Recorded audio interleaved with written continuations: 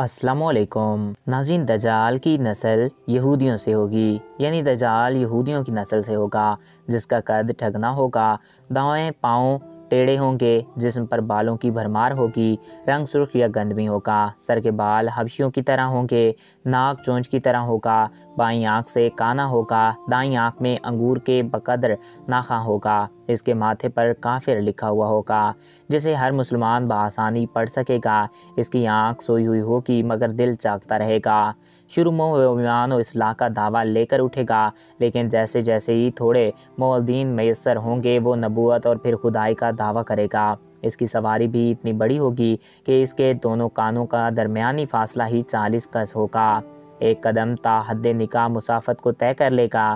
دجال پکا جھوٹا اور اعلیٰ درجے کا شعبد باز ہوگا، اس کے پاس غلوں کے ڈھیر اور پانی کی نہریں ہوں گی، زمین میں مدفون تمام خزانے باہر نکال کر شہد کی مکھیوں کی مانند اس کے ساتھ بولیں گے۔ جو قبیلہ اس کی خدائی پر ایمان لائے گا، دجال اس پر بارش برسائے گا، جس کی وجہ سے کھانے پینے کی چیزیں ابل پڑیں گی، درختوں پر پھل آ جائیں گے۔ کچھ لوگوں سے آ کر کہے گا کہ اگر میں تمہارے ماں باپ کو زندہ کر کے دوں تو تم کیا میری خدائی کا اقرار کرو گے؟ لوگ اس بات میں جواب دیں گے، اب دجال کے شیطان ان لوگوں کے ماں باپوں کی شکل لے کر نمودار ہوں گے۔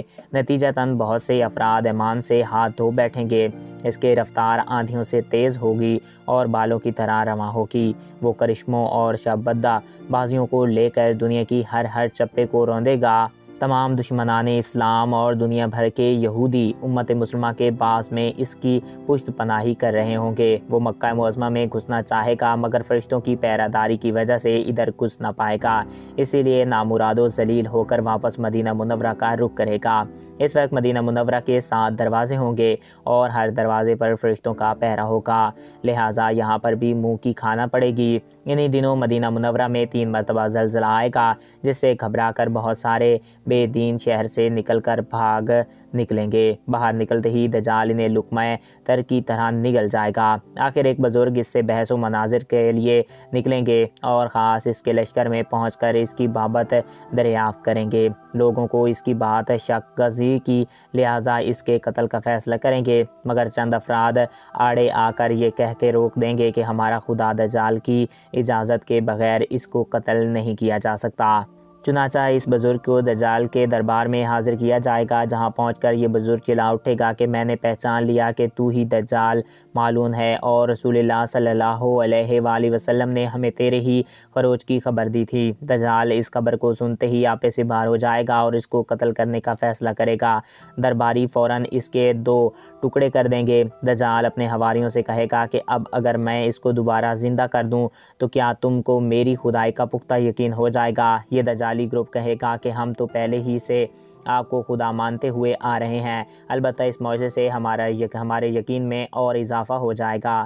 دجال اس بزرگ کے دونوں ٹکڑوں کو اٹھا کر زندہ کرنے کی کوشش کرے گا، ادھر وہ بزرگ بوجہ حکم الہی کھڑے ہو جائے گا اور کہے گا کہ اب تو مجھے اور زیادہ یقین آ گیا کہ تو ہی دجال معلوم ہے۔ وہ جھنجھلا کر دوبارہ انہیں ذبح کرنا چاہے گا، لیکن اب اس کی قدرت سلب کر لی جائے گی۔ دجال شرمندہ ہو کر انہیں اپنی جہنم میں جھونک دے گا، لیکن یہ آگ ان کے لیے ٹھنڈی اور گلزار بن جائے گی۔ اس کے بعد وہ شام کا رخ کرے گا، لیکن دمشق پہنچنے سے پہلے ہی حضرت مہدی علیہ السلام وہاں آ چکے ہوں گے۔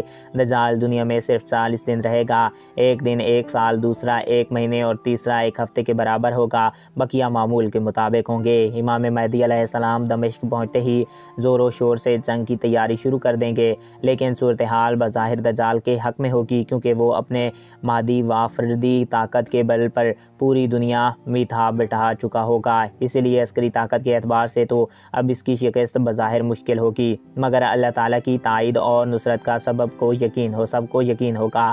حضرت مہدی علیہ السلام اور تمام مسلمان اسی امید کے ساتھ دمشق میں دجال کے ساتھ جنگ کی تیاریوں میں ہوں گے۔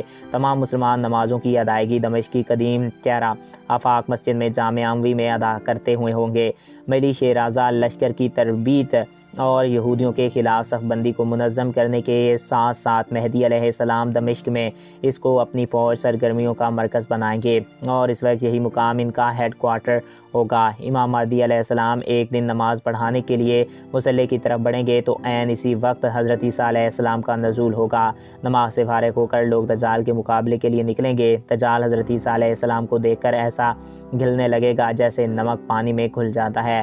پھر حضرت عیسیٰ علیہ السلام آگے بڑھ کر اس کو قتل کریں گے اور حالت یہ ہوگی کہ شجر و حجر آوازیں لگائیں گے کہ اے روح اللہ میرے پیچھے یہودی چھپا ہے۔ چنانچہ وہ دجال کے چیلوں میں سے کسی کو بھی نہ چھوڑیں گے۔ پھر وہ صلیب کو توڑیں گے، یعنی کہ صلیب پرستی ختم کریں گے، خنزیر کو قتل کر کے جنگ کا خاتمہ کریں گے اور اس کے بعد مال و دولت کی ایسی وافرانی ہوگی کہ اسے کوئی قبول نہ کرے گا اور لوگ اسے دیندار ہو جائیں گے کہ ان کے نزدیک ایک سجدہ دنیا و ما فیہا سے بہتر ہوگا۔